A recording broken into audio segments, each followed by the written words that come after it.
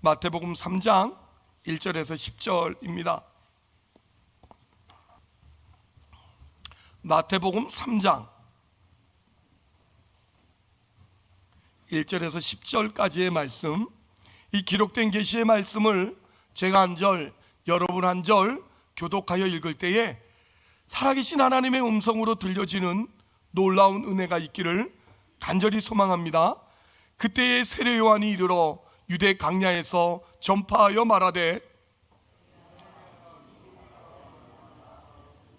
그는 선지자 이사야를 통하여 말씀하신 자라. 일러스되 광야에 외치는 자의 소리가 있어 이르되, 너희는 주의 길을 준비하라, 그가 오실 길을 곧게 하라 하였느니라.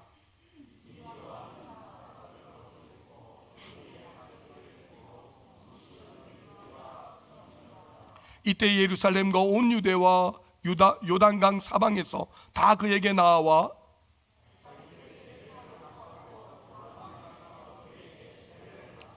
요한이 많은 바리새인들과 사두개인들이 세례 베푸는 대로 오는 것을 보고 이르되, 독사의 자식들아, 누가 너희를 가르쳐 임박한 진도를 피하라 하더냐? 속으로 아브라함이 우리 조상이라고 생각하지 말라. 내가 너희에게 이르노니 하나님이 능히 이 돌들로도 아브라함의 자손이 되게 하시리라. 이미 도끼가 나무 뿌리에 놓였으니 좋은 열매를 맺지 아니하는 나무마다 찍혀 불에 던져지느니라. 아멘. 우리가 보고 있는 이 마태복음, 오늘은 특별히 3장에 이르게 되는데요, 세례 요한이 등장해서 이제 예수 그리스도의 등장을 준비하고 그걸 외치고 있는 그런 모습인데, 특별히 3장 1절에 보시는 대로 그때에 세례 요한이 이르러 유대 강야에서 전파하였다 합니다. 그때에 하는 이 부분은 그 히브리 그 사람들이 가지는 문학적 표현의 기술이에요. 우리로서는 그때 이러면 뭐랄까요, 앞에 있었던 일이 연결되어서, 앞에 그러니까 지금 3장이니까 2장에 있었던 그 일이 지금 또 그때에 이렇게 하는 어떤 부분으로 이해하기 쉬운데, 이 히브리 사람들 성경에서의 그 표현에서의 그때는 새로운 국면과 이 장면을 여는 표현법이 그때에 이렇게 말해요. 그러니까 일단 2장까지의 사건은 끝났고 새로운 장면을 시작하는 때 쓰는 단어가 그때에 이렇게 쓰는 거예요. 성경에 그런 데가 많아요. 그때에 하면 앞에 부분은 일단락된 거고 이제 새로운 국면이 시작된다라는 것으로 표현하는 그런 부분이에요. 실제로 마태복음 2장에서는 예수님의 탄생이 있었고, 또 이 헤롯이 2살 이하의 아이들을 죽이는 바람에 애굽으로 피난을 갔고, 그리고 헤롯이 죽었다는 소식을 듣고 다시 귀환한 이런 일들로 다루었는데, 이제 3장에는 들어와서 그때부터는 사실 이 2장과 3장 사이는 연수로 따지면 근 한 28년이 흐른 거예요. 우리는 그냥 2장 3장 그때에 이렇게 넘어가지만, 예수님이 이제 이 땅에 오시고 근 28년이 지나고 한 30년째 되는 때죠. 이제 공생애를 시작할 때니까. 그래서 예수님의 공생애를 시작하려고 하는 이때에 누가 먼저 등장했다고요? 세례 요한이 등장을 한 시점이 바로 그때에 이렇게 쓰고 있는 거예요. 누가 등장했다고요? 세례 요한. 여러분, 세례 요한은 예수님보다 6달 먼저 태어난 사람이에요. 예수님보다 6달 먼저 태어났는데, 그 세례 요한의 이 땅에 태어나는 사역은 예수님의 길을 준비하고 예수님의 사역을 준비하는 그 자리로 보냄을 받은 거예요. 그가 와서 2절 뭐라고 하죠? 2절 회개하라, 천국이 가까이 왔노라, 이렇게 외치죠. 그러니까 세례 요한이 설명하는 예수 그리스도의 등장과 예수 그리스도의 그 사역에 관한 대표적인 단어를 3가지로 뽑으라 그러면, 첫째 이렇게 천국, 둘째 회개, 셋째 세례, 이렇게 나눌 수 있어요. 세례 요한이 예수님의 그 길을 준비하고 예수님의 그 사역을 앞서 나아가면서 지금 이 세례 요한이 했던 일 3가지를 압축하는데, 그게 뭐라고요? 천국과 회개와 세례예요. 우리는 오늘 그 중에서 천국이라는 이 부분을 우리가 아는 천국, 그 천국을 성경에서는 뭐 어떻게 설명을 하고 있는지, 성경적 천국을 어떻게 우리가 소유하고 있는지를 확인하는데 오늘의 시간을 좀 가져보려고 해요. 네, 감사합니다. 그래서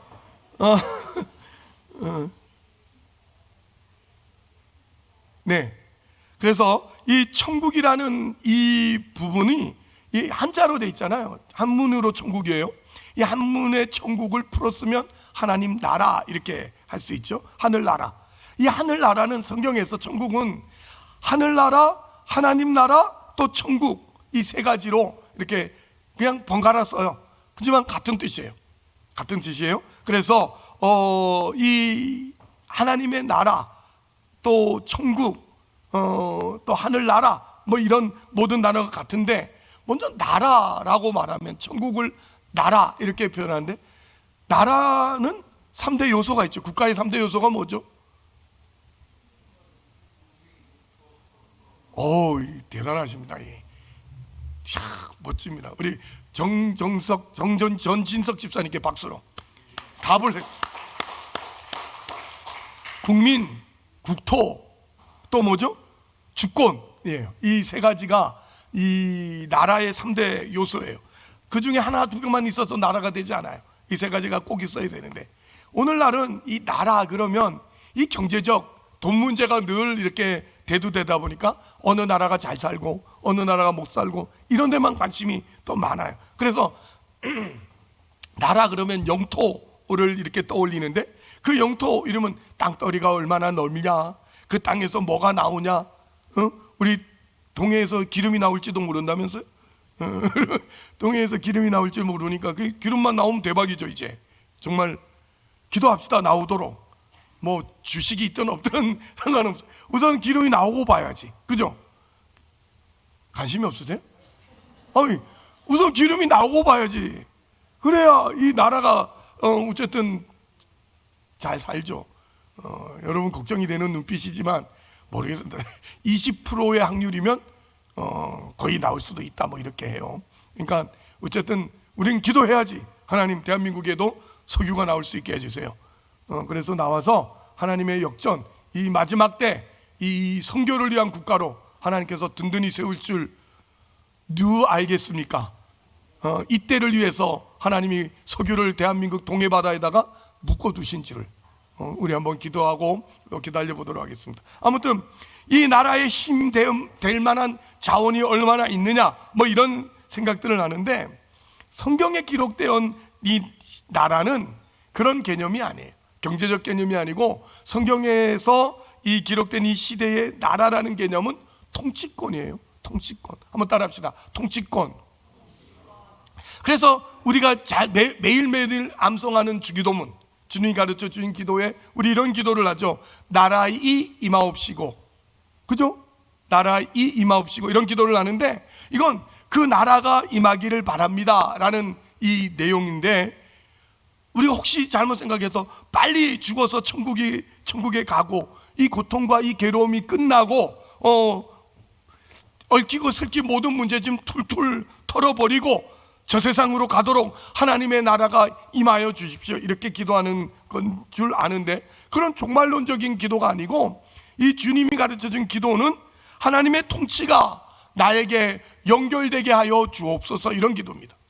하나님의 통치가 나 위에 임하여 주기를 바랍니다. 그러니까 하나님께서 나를 하나님의 통치 안에 가두어 두시고 나를 통하여 하나님의 영광을 이렇게 나타내는 일에 나를 사용해 주십시오 라는 기도가 나라의 임하옵시고 라는 뜻을 가지고 있어요. 그러니 이 나라의 임하옵시고 기도를 할 때마다 여러분은 하나님의 자녀고 하나님은 우리의 왕이시라는 걸 기억하셔서 그분의 통치권 속에 여러분의 인생을 살아내는 애씀이 있어야 되는 거죠. 내 마음대로 사는 거 여러분 참 그 세상적인 거예요. 세상은 늘 그렇죠. 뭐 어때? 나만 좋으면 되지. 나만 괜찮으면 돼. 나만 즐거우면 돼. 그러나 여러분, 기독교인은 그런 말 하면 안 돼요. 우리는 나 때문에 누군가가 좋아야 돼. 내가 힘들지만 누군가는 행복해야 돼. 그게 기독교인의 삶이에요. 여러분 꼭 좀 세상은 야 누가 그런다고 알아주냐? 네가 힘든데 우리 집이 죽겠는데 그게 무슨 소용이 있어? 오죽하면 그렇겠습니까마는 그럼에도 불구하고 여러분의 마음, 여러분의 삶은 베풀고 나누는 삶으로 언제나 여러분의 희생되어서 다른 사람이 유익을 입도록 그런 삶을 살아야 될 줄 믿습니다. 그래서 오늘 이 요한이 회개하라 천국이 가까웠느니라 할 때 이 천국은 이 세상 나라의 권세와 통치가 아닌 새로운 통치, 그러니까 그 하나님의 나라의 통치, 그리고 그 통치하는 자 누구? 예수 그리스도가 왔다라는 것을 알리는 게 오늘 마태복음 3장이에요. 세례 요한이 회개하라 천국에 가까웠느니 할 때 그 천국은 바로 새로운 통치요 하나님의 통치가 임했는데 그 통치자가 이 세상에 왔노라. 이게 세례 요한이 지금 외치고 있는 그 부분이에요. 그래서 이 예수 그리스도의 등장을 마태복음이 이렇게 세례 요한을 통해서 등장하는데 천국이 가까웠느니라는, 다시 말하면 예수 그리스도께서 이미 이제 뭐를 한다? 공생애를 시작하신다라는 그런 내용을 담고 있는 거예요. 물론 이런 차원에서 보시면, 계시록 차원에서 보시면 천국이라는 것, 하나님의 나라라는 것은 이 영원한 소망이신 예수님이 다시 오셔서 이 세상 역사와 나라를 끝내고 영원한 나라가 시작되어서 다시는 눈물도 없고 해하는 것도 없고 죽음도 없고 영원한 복락 속에서 사는 나라가 분명히 도래합니다. 이 땅에 분명히 올 겁니다. 그러나 그 나라는 어떤 지리적인 환경과 조건으로서 통치권을 이렇게 수행하는 조직체로 이렇게 오는 거지, 진짜 이 세상이 변하고 이 나라가 바뀌어서 여기가 유토피아 천국이 되지 않습니다. 꼭 기억하셔야 될 거예요. 기독교인들이 혹 착각하는 것 중에 하나 이런 게 있어요. 우리가 예수 잘 믿고 우리가 믿음 생활 잘하고 신앙생활 잘하면 이 나라가 천국이 될 거라고. 이 나라가 천국이 되는 건 하나님의 통치가 가득 차는 것이 말하는 것이 첫 번째지, 정말 이 땅이, 이 대한민국이 하나님 나라로 바뀌지 않습니다. 이 세상 사람들이 아무리 선하고 착해져도 이 지구가 천국이 되지 않습니다. 성경은 이 지구가 종말한다고 밝히고 있습니다. 세상이 끝나고 이 땅은 없어지고 새 하늘과 새 땅이 이 땅에 도래한다고 말씀하고 있습니다. 그러니 우리는 어쩌면 이 세상이 점점 악해지는 것에 대해서 이 세상이 어쩌려고 이러나, 이게 아니고 주님이 오실 때가 다 돼가는구나 하고 정신을 차리고 우린 주님 앞에 더 믿음 생활 잘하려고 애쓰는 그런 저와 여러분이 돼야 되고, 세상의 타락과 주변의 악함들이 여러분 놀랄 일이 아니라 이제 주님 오실 날이 점점 다가오고 있다는 것을 알지고, 그럼에도 불구하고 우리는 오늘도 믿음으로 그 통치권을 누리면서 사는 자로 하나님 앞에 서야 되는 거죠. 그래서 이 나라를 우리에게 약속하시고 그 나라를 통치하시고 그 나라의 백성으로 우리를 부르신 이가 이미 이때 예수 그리스도로 오셨다라고 세례 요한과 이 마태복음이 우리 가운데 선포하고 있는 거예요. 이 세상 나라 속에 하나님의 나라가 어떻게 왔다고요? 예수 그리스도의 오심으로 임하였다라고 말씀하고 있는 거예요. 그러니까 예수 그리스도께서 탄생하자 성경은 이사야 선지자의 예언을 통해서 뭐라고 말했죠? 보라, 처녀가 아들을 낳으리니 그 이름을 뭐라 지어라? 임마누엘이라 하라. 임마누엘의 뜻이 뭡니까? 하나님이 우리와 함께 하신다라는 뜻이잖아요. 그러니 하나님이 우리와 함께 계시면 이것이 뭐죠? 하나님 나라죠. 천국이죠. 하나님이 우리와 함께 하시는데 뭘 하시는 분이에요? 하나님의 나라를 실현하잖아요. 여러분 마태복음을 시작하면서 여러분들과 함께 이런 얘기를 나누는 것을 기억합니다. 나라가 시작되려면 뭐부터 해요? 나라가 시작되면 뭐부터? 땅덩어리부터 산다. 그 땅에 뭐가 있는지부터 만든다 이래요? 아니요. 백성부터 불러 모은다고 했잖아요. 백성부터, 하나님의 자녀들부터 보울러 모으는 거예요. 그게 하나님이 이 땅에 먼저 이루신 일이에요. 그게 구약이에요. 백성을 불러 모으고 백성을 모으셔서 드디어 누가 오셨어요? 예수 그리스도가 오심으로써 그 백성들로부터 하나님의 나라를 누리고 하나님의 나라를 더 건설하게 완성으로 만들어가는 일을 하고 계시는 일이 예수 그리스도의 오심이에요. 그래서 결국 하나님의 나라의 실현은 그 통치의 원리와 내용에 있어서 이 세상과는 전혀 다른 나라예요. 전혀 다른 나라. 이 세상은 죽이고 망하게 하는 통치 원리를 가지고 있지만 하나님의 나라는 어떻죠? 살리고 거룩하게 하고 복되게 하는 통치 원리를 갖고 있어요. 중요해요. 이거 여러분 다 아는 것 같지만 여러분 살 때 보면 이 원리를 적용을 안 해. 그러니까 예수 믿는 사람의 표가 안 나는 거예요. 여러분 살 때 반드시 이 원리를 기억하고 삽시다. 함께 읽어봅시다. 시작. 이 세상은 죽이고 망하게 하는 통치 원리를 가지지만 하나님의 나라는 살리고 거룩하게 하고 복되게 하는 통치 원리를 가지고 있다라는 거죠. 그래서 이 통치 원리를 우리의 신앙 현실과 이렇게 연결해 보면 많은 성도들이 예수 믿는 표, 예수 믿는 보상이 뭐냐고 지난주에도 말씀드렸죠. 너 그래 먼저 예수 믿어서 너 나은 게 뭐 있냐? 이렇게 말하면 할 말이 없다니까. 안 그래요? 돈이 그렇게 많은 것도 아니고 뭐 건강이 남보다 좋은 것도 아니고 자식 새끼가 남보다 더 잘 되는 것도 아니고 잘 됐다고 우쭐댔는데 그 잘됨이 진짜 잘 된 것도 아닐 때가 또 얼마나 많은지도 모르고 이런 일들이 너무도 많은 거예요. 그래서 결국 너가 예수 믿어서 나하고 다른 게 뭐 있어? 라고 물어볼 때 우린 대답할 게 뭐라 그랬죠? 나는 죄로부터 해방받았다. 나는 이 땅의 끝이 아니고 하나님 나라로 간다. 나는 거룩해지고 있다. 하나님이 내 편이시다. 뭐 이런 것들로 우리는 분명히 대답할 수 있어야 된다라고 말씀드렸는데 오늘날 많은 성도들 보면 먼저 이 땅에서 예수 믿어서 유익된 게 뭐냐고 하면 별로 없어요. 죽어서 천국 간다? 뭐 이거 죽어서 천국 가죠. 그러나 하나님이 죽어서 천국 가게끔 하려고 우리를 이렇게 미리 부른 것만은 아니에요. 여러분 한번 생각하고 지나갑시다. 그 로마를 국교를 기독교로 만든 왕이 누구죠? 콘스탄틴 대제예요. 이 콘스탄틴 대제가 밀라노 칙령을 만들고 그리고 그 로마라는 전 그 넓은 영토를 기독교로 만들었어요. 국교를 기독교로 만든 콘스탄틴 대제가요. 그거 아십니까? 자기가 기독교를 만들어 놓고도 자기는 죽기 전에 한 세례를 받는다고 나 죽을 때쯤 되면 사제가 와서 빨리 세례를 베풀라고 그렇게 했어요. 왜 미리 세례를 안 받았을까요? 죽기 전에 세례를 받기로 하고 죽기 전까지는 건강할 때 힘 있을 때는 세례 안 받았어요. 이유는 세례를 받고 죄를 지으면 용서받지 못한다고 믿었거든요. 그 당시에. 그러니까 세례 받고 죄 지으면 용서받지 못하니까 세례 받기 전에 짓는 죄는 다 용서받는다고 믿었어요. 그러니까 이 콘스탄틴 대제 입장에서는 세례 받기 전에 더 즐겁고 더 좋게 놀다가 죽기 전에 세례 받고 용서받고 천국 간다고 생각한 거예요. 여러분 어떻게 생각하세요 이게? 아 부럽다 씨. 나도 죽기 전에 받을 걸 왜 일찍 믿어가지고 이 개고생을 하나 뭐 이런 생각을 하신다면 그건 아직 믿음이 어린 거죠. 그렇지 않습니까? 우리 속에 그런 생각하시는 분들이 저도 한때는 부러워. 왜 이 고생을 하나 말이야.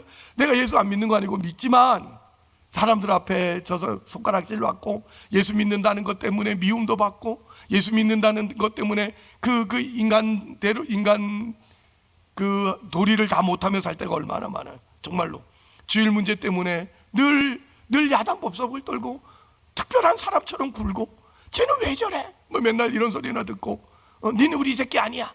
니는 우리 가족 아니야. 뭐 이런 소리 듣고 살았어요. 이럴 바에는 잘 살다가 나 예수 믿으니까 그러다가 예수 죽기 전에 주님 나 믿습니다. 아멘 이러고 저는 또 목사가 돼가지고 죽기 전에 가서 이렇게 영접기도 하고 죽는 분들 여러 만났거든. 그 사람이 그렇게 부러울 수 없었다니까. 죽으려고 할 때 지난번에도 얘기했잖아. 첩 3명 데리고 산 사람도 잘 먹고 그냥 여자를 셋이랑 거닐고 살다가 죽기 전에 저보고 와가지고 기도해달라 해서 그 사람이 죽기 전에 예수님 믿습니다 아멘 이렇게 꼴깍 죽었거든. 그럼 그 사람 천국 가서 지옥 갔어요. 천국 배 아파. 여러분도 배 아파서 아멘 얘기를 못 하잖아. 여러분 죽기 전에 나 예수님 믿습니다 아멘 나 천국에 갈 줄 믿습니다 아멘. 그래서 하나님 감사합니다 이 따라하고 죽었다니까. 그럼 천국 가요 지옥 가요? 근데 왜 이렇게 배가 아파하냐고. 우리 다 그렇게 배 아파하며 살아요. 왜요?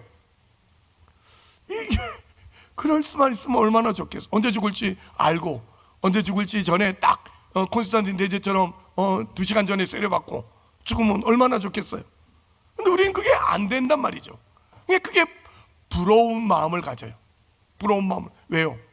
우리는 하나님의 나라라는 것이 죽어서 가는 곳인 줄 생각하면, 이 땅에서는 개고생하다가 죽어서 천국 가는 보상이 있다고 생각하니까 우리는 오늘도 참 아쉬워요.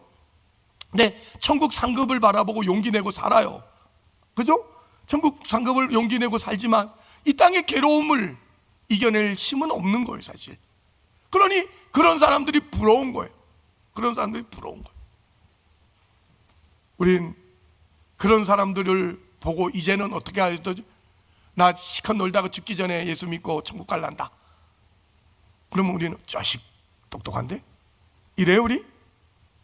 지금쯤 되면요, 에이그 불쌍한 것, 에이그 바보, 이런 대답을 할 수 있어야 됩니다.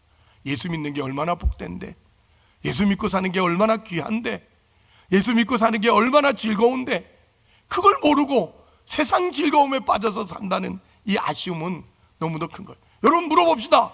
여러분 자식이 나 학교 안 갈래요, 성적이 행복순도 아니고 나 학교 안 갈래, 이러면 여러분은 이야, 이 자식 내달려면 똑똑하네, 이 자식 어떻게 이렇게 처음부터 머리가 깨었어, 뭐 이래요? 그럽니까? 안 하잖아요. 남의 자식은 그래. 남의 자식이 어디 뭐 선생님 성적이 아니 행복이 성적순인가요? 이러면 어이 그래 맞아 성적순이 아니야, 뭐 이렇게 말할 수 있지만 지 자식이 그러면 어떡해? 이 새끼가 어디 지혜비 닮아가지고 입이 뚫어졌다고 뭐 이러면서 욕하고 때리지, 그거 받아줄 사람 아무도 없어요. 왜요? 아닌 걸 아니까. 그러면 안 되는 거 아니까. 여러분 학교 가야죠. 공부해야지. 힘들어도 그 시간을 보내야지. 여러분 그 공부하는 거, 학교 다니는 것이 헛된 일입니까? 어떻게 헛된 일이에요? 아니요. 그게 쌓이고 쌓여서 오늘 우리의 인생의 아름다움을 만들듯이 신앙도 여러분 죽어서 천국 가는 게 보상이 아니고 이 땅에 하나님의 통치가 임하여서 예수 믿는 자의 그 보람, 예수 믿는 자의 그 즐거움이 우리 가운데 임한 거예요. 그 통치를 안 받으니까 세상이 부러운 거지. 여러분 그래서 결국 천국의 올바른 이해는 우리 모든 이들에게 예수 믿는 기쁨과 우리가 이미 획득하고 있는 이 보상을 확인할 수 있게 되는 거예요. 요한복음 5장 24절 한번 띄워줘 볼래요? 요한복음 5장 24절에 보면 이런 말씀이 있어요. 내가 진실로 너희에게 이르노니 내 말을 듣고 또 나 보내신 이를 믿는 자는 어떻게? 영생을 얻었고 심판에 이르지 아니하나니 어디에서? 사망에서 생명으로 옮겼느니라, 이겁니다. 그러니까 예수 그리스도께서 오셔서 천국을 도입하시고 그리고 그 통치권으로서 통치권의 원리와 내용에 있어서 이 세상과 다른 생명의 통치를 하고 계시다는 사실을 우리 가운데 가르치고 있는 거예요. 예수를 믿는 것과 믿지 않는 것, 즉 하나님의 나라에 들어와 있는 것과 아직 들어와 있지 못하고 세상 나라에 있는 것에는 아주 큰 차이가 있다니까요. 저쪽은 사망 권세 아래 있고 이쪽은 어떻게 해요? 생명의 은혜 아래 있는 그런 차이가 있어요. 사망이나 은혜라는 이 생명이라는 표현은 단순히 생물학적인 죽음과 생명 이렇게 자꾸 구별하려고 드는데 그게 아니고 성경이 얘기하는 사망과 생명은 하나님과의 관계를 기준으로 하고 있어요. 그러니까 성경에서 죽었다, 성경에서 생명이 있다 하는 것은 다 뭐와 연결되어 있다고요? 하나님과의 관계가 어떠하냐를 설명할 때 쓰는 단어예요. 창세기 2장에 보면 아담이 이제 만들어졌고 하와가 만들어졌어요. 그러자 하나님이 그들에게 뭐라 하시죠? 온 우주만 이 세상을 다 만들어 놓고는 나무의 동산에 있는 모든 나무의 실과를 네가 다 따먹어도 좋다. 그리고 이 내가 만든 세상을 잘 다스려야 된다 하는 이 복된 지위를 허락했어요. 그죠? 그리고 한 가지 하나만 금령을 내려요. 그게 뭐죠? 모든 나무의 가시를 다 따먹어도 되지만 동산 중앙에 있는 선악을 알게 하는 나무는 따먹지 말라. 따먹는 날에는 정령 죽으리라, 이렇게 말했어요. 우리 잘 알아요, 그죠? 그래서 어떡합니까? 죽을까봐 안 따먹어서 우리가 오늘 여기 있는 거죠? 따먹었잖아요. 그죠? 따먹었더니 어떻게 됐죠? 아니, 선악과를 따먹으면 정령 죽으리라 해서 뱀이가 와서 꼬드기는 바람에 따먹었어요. 따먹었더니 어떻게 됐어요? 1번 죽었더라, 2번 뻔뻔하게 살았더라. 여러분, 선악과 따먹었더니 죽었어요, 살았어요? 왜 대답을 안 하세요? 죽었어요, 살았어요? 누구한테 물어봐야 될까? 살았죠. 아담이 선악과 따먹자마자 이 복상씨가 여기 걸려가지고 죽었어요? 살았잖아요. 근데 왜 정령 죽으리라 했는데 아담이 살아있냐고? 예? 성경에서 말하는 죽음은 그 죽음이 아닌 거잖아요. 아시겠죠? 어떤 죽음이죠? 성경에서 말하는 죽음은? 성경에서 말하는 죽음은 하나님과의 관계가 끊어져 있는 걸 말하는 거예요. 하나님과의 관계가 끊어져 있는 거. 그러니 성경에서 말하는 생명이란 하나님의 우호적인 관계에 묶여 있는 걸 뭐라 그리고? 생명이라 그러고, 하나님과 적대적인 관계, 원수가 돼 있는 걸 뭐라 그래요? 사망이다, 죽음이다, 이렇게 말해. 그러니까 아담이 선악과를 따먹자 하나님과의 관계가 어떻게 되었어요? 끊어져 버렸어요. 그래서 하나님의 그 살아계심이 어떻게 됐죠? 무서워졌잖아요. 그 전까지만 해도 하나님이 좋아서 하나님 아담아 이러면 예 하나님 이러고 뭐 오늘요 뭐 이랬고요, 내 마누라가 얼마나 이쁜지 하나님 최고예요 뭐 이러던 게 갑자기 하나님이 아담아 그러니까 숨어버리고 피해버리고 놀라버리고 이런 일이 벌어졌잖아요. 그리고 하나님이 점점 멀어져 버리고 말았어요. 그게 죽음이라고 말하는 거죠. 그러니까 여러분, 우리가 많은 사람들이 놀라는 게, 오늘도 교회 처음 오신 분들이 계시는 것 같은데, 여러분 그 안 믿는 사람들도 물론이고 믿는 사람들마저 놀래. 이제 예수 믿었으니까 성경이나 한번 읽어볼까 하고 성경을 앞에서부터 읽다 보면 어떡하죠? 깜짝 놀란다니까. 성경 맞아? 왜? 우리가 생각할 때는 성경은 무슨 경전, 아주 좋은 말, 뭐랄까 그 신령한 말들이 나하마하 바라 신경 뭐 이런 거 이렇게 써져 있을 것 같은 생각을 하는데, 성경을 읽어보면 이게 뭐 시아버지와 며느리가 해서 뭐 애를 낳았더라, 그게 유다 뭐 이러고 있으니까 깜짝 놀래고, 뭐 사기치고 죽이고 거짓말하고 그런데도 복을 받고 야고 뭐 이런 얘기를 들으면 많은 사람들이 놀랜다니까. 무슨 성경이 이래? 뭐 성경이 이거 맞아? 하고 말하지만, 성경이 하고 싶은 얘기는 뭐예요? 하나님과 단절된 인간은 어떻게 사는지를 보여주는 거예요. 하나님과 단절된 인간은 마치 제가 생각하기로는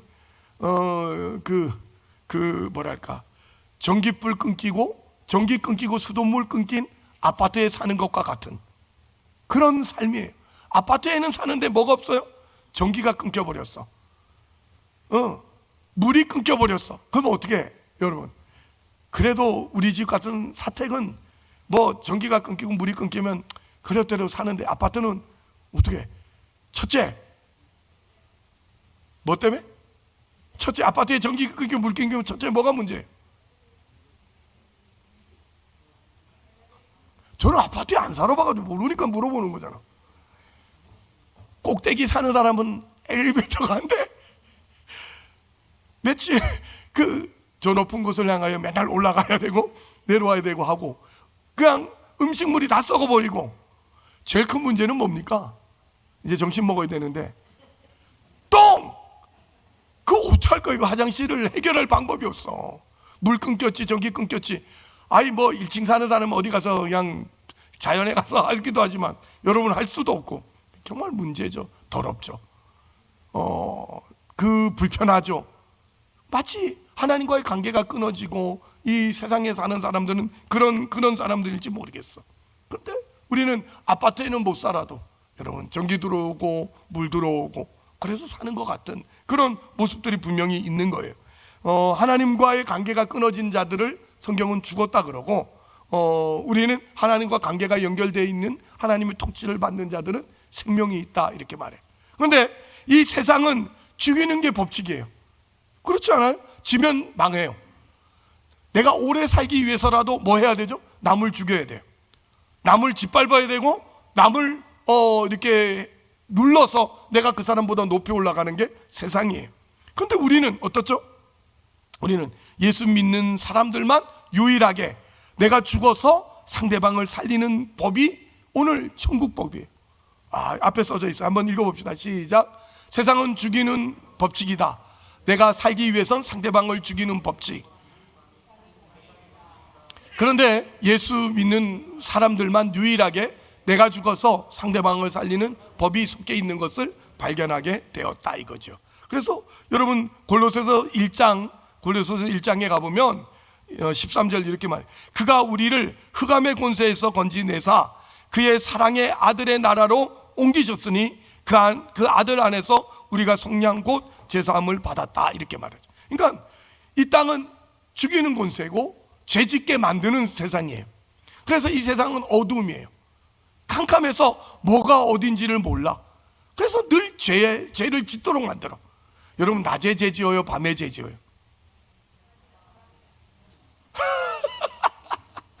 여기서는 밤에만 짓는다, 여기서는 낮이나 밤이나 죄 짓는다 그래. 우린 다 그렇죠. 뭐 낮이나 밤이나 죄를 짓지만 그래도 훤한 대낮에는 어떡하죠? 남들 볼까봐 죄를 덜 짓죠. 근데 깜깜한 밤에는 어떡하죠? 아싸야루 하고 우리 그냥 마음대로 죄를 짓고 살죠. 세상은 그런 곳이에요. 죄 지으라고 일부러 어둡게 만들어 버렸어요.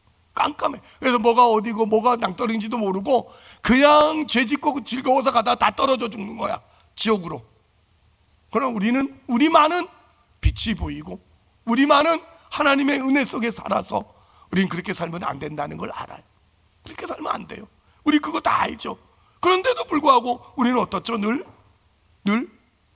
저 세상이 부럽죠. 그 세상이 부럽습니다. 지 맘대로 살고 지 하고 싶은 대로 살고 그 사람들이 늘 부러운데도 갈 수 있어요, 못 가요? 오늘 여러분이 여기 앉아서 예배 드리는 거 이거 이게 만만치 않아요. 그렇지 않습니까? 여러분 교회 왜 오셨어요? 뭐 설교를 알아듣기를 하나, 뭐 앉아 있으면 그 말씀이 은혜가 돼가지고 아멘 이고 내가 거룩해지기를 하나, 뭐 하나님은 복 주신다 그러는데 복 받은 자로 세상에 나가보니 손에 잡힌 건 아무것도 없고 여전히 고통과 힘든 일이 벌어지는데도 여러분은 주일만 되면 교회 와. 조용히 좀 자게, 설교나 좀 작게 하나, 소리는 깨락깨락 지르고 잠도 못 자게 만들고 뭘 좀 짧게를 하나. 오늘 장모님이 돌아가셨으면 설교를 좀 짧게 할까 싶었더니 오늘도 여지없이 길게 하고, 이게 뭔가 싶으잖아요. 그런데도 매주 교회 와. 그런데도 와서 교회 와서 앉아 있어. 왜 그렇습니까? 왜? 저 세상에 나가 살면 뭔가 찌릿찌릿하거든. 그죠? 세상에 나가서 살다 주일날 교회 한 주간 안 오면 어떻게 한 주간이 좀 1번 편하다, 2번 그렇게 좋을 수 없다, 3번 뭔가 캥긴다. 뭔가 캥기죠. 뭔가 캥겨. 그럴 바엔 교회 가자. 가서 1시간 앉아있다 오면 마음이 후련한데 그걸 왜 안 해? 그리고 여러분을 교회 오는 분이 93명. 그렇지 않습니까? 우리는 오늘도 사실은 교회 안 앉아있다가 오늘 빠지고 나면 한 주간 불안해. 근데 와서 한 주간 있으면 그래도 그건 없어지니까 고마운 줄 알고 나오는 93명의 분들을 위해서 제가 말씀드립니다. 여러분 기억하세요.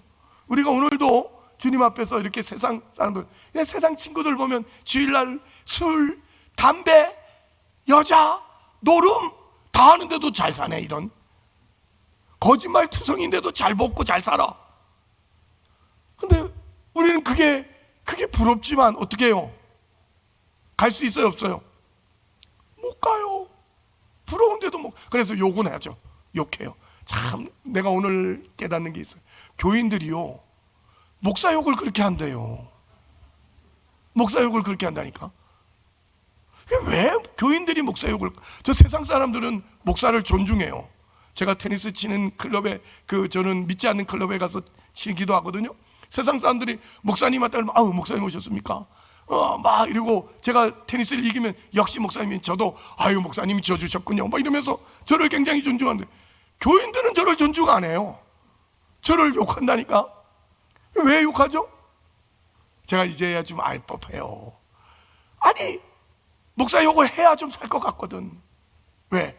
목사도 그러더라, 장로도 그러더라, 이래야 그나마 좀 살 것 같거든. 놀렐루야. 안 그렇습니까? 그래서 목사님, 장로님이 잘못한 거는 종이에 적어가지고 코팅까지 해놓잖아. 그래서 언제라도 써먹어. 아니, 장로님들도 그러던데요 뭐. 그러면 그 얘기는 뭐예요? 난 그래도 그거보다 낫다 이거지. 그러면서 여러분들이 조금이라도 위안을 받고 조금이라도 마음을 달래서 살아갈 수 있는 방법이 목사를 욕하는 거예요. 목사님들도 그러는데요 뭐 이러면서, 그래도 여러분들이 조금 자신을 달래고 계시지만 뭐 어쨌든 잘하는 거예요. 목사 욕해서라도 잘 살 수 있다면 하세요. 괜찮습니다. 좋은 거예요. 그렇게라도 이겨내시고 그렇게라도 믿음을 지켜내셔야 돼요. 그런데 제가 하고 싶은 말은 이거죠. 그러면서도 세상은 못 가. 그러면서도 세상을 안 가. 아까도 말했잖아요. 콘스탄틴 대제가 죽기 전에 2시간 전에 세례를 받고 죽었다 그러면 여러분 그게 부럽습니까? 안 부럽습니까? 지금 부러운 분들 계시다 그러면 아직 믿음이 어린 거고, 그게 안 부럽다고 하시는 분들은 이제 조금 철이 든 거고, 이제 그런 거예요. 하나님 나라는 죽어서 가는 곳이 아니라 하나님의 통치 속에서 이 땅에 그 주님과 함께 사귐이 있고 주님의 관계 속에서 오늘도 짜릿짜릿하고 쫄깃쫄깃하고 캥기는 모든 일들 속에서 주님을 놓지 않고 사는 거예요. 내가 사는 것 같지만 돌아보니 주님 때문에 산 거고요. 내가 한 것 같지만 주님이 도우셔서 하게 됐고요. 내가 본 것 같지만 주님이 지켜주셔서 이만큼 있는 거예요. 할렐루야. 그걸 알아가는 게 인생이고, 그 모든 삶 속에서 하나님이 나를 다스리고 나를 지키시고 보호하신다는 것을 알게 되죠. 그럼에도 불구하고 맨날 여러분은 톰 소여가 되어서, 톰 소여는 누가 제일 부러웠죠? 톰 소여가 누구지? 이러면 좀 곤란해지는데, 톰 소여가 제일 부러워한 사람이 누구였어요? 허클베리 핀이었어요. 허클베리 핀이 왜 부럽죠? 아침에 일찍 일어나라 깨우는 엄마 없고, 세수하라고 잔소리하는 아버지 없고, 양치질 하라고 잔소리하는 부모님 안 계신 허클베리 핀이 톰 소여는 늘 부러웠답니다. 어떻게 그러면 됩니까? 안 됩니까? 안 되죠. 여러분 3일 동안 양치질을 안 하고 사는 게 복입니까? 저주입니까? 세수를 한 일주일 안 하고 사는 게 복입니까? 저주입니까? 말도 안 하네. 제가 장례 치르면서 3일 동안 씻질 않았더니 더러 죽는 줄 알았어. 여러분 그거 사는 게 아니에요. 힘들어도 매일매일 씻고 매일매일 양치하고 이러는 게 복입니다. 할렐루야. 세상이 아무리 더럽고 아무리 좋아도 우리 갈 수 없어요. 오늘 교회 와서 회개하고 오늘 교회 와서 예수 믿고 오늘 교회 와서 하나님 앞에서 은혜를 누리며 사는 게 복인 줄 아는 철든 성도들 되기를 주의 이름으로 축복합니다. 그래서 남은 세월 그 주님과 함께 더 잘 살기로, 그 주님과 더 관계가 깊어지기로, 그 주님 앞에서 철든 인생 살기로, 그래서 예수 믿는 자답게 살아가는 용기 있고 그게 다짐 있고 그게 감사할 수 있는, 여러분 그게 복이에요. 하나님의 은혜로 오늘을 사는 것을 아는 자 된 것, 그게 복입니다. 그게 보상이에요. 그 보상을 누리면서 살아가는 저와 여러분 될 수 있기를 주의 이름으로 축복합니다. 기도하겠습니다. 하나님 아버지, 은혜를 감사합니다. 하나님께서 우리의 주인 되시고 우리의 임금 되시고 우리의 왕 되셔서 우리의 기도에 응답하시며 의와 진리와 거룩으로부터 우리를 이끌어가고 있음을 너무너무 감사합니다. 우리의 불평과 불만은 미련한 것인 줄 점점점 알아가게 하시고, 믿음 없는 것이 가치 있는 것이 아니라 믿음 때문에 오늘도 세상 눈치 보고, 예수 믿는 것 때문에 오늘도 눈물을 흘리고, 교회 오는 것 때문에 오늘도 이 사람 저 사람과의 관계가 어렵고 힘든 일들을 가지지만, 그럼에도 불구하고 그 모든 것들을 이겨내고 예수 그리스도 안에서 살아가고 하나님의 은혜를 은혜인 줄 알고 더욱더 예수 믿는 충성스러움으로 살아가는 우리 모두가 되어서 오늘도 주님을 찬송하고 오늘도 주님과 더 깊어지고 그것이 행복이 되는 그런 인생 살게 하여 주옵소서. 예수님의 이름으로 기도합니다. 아멘.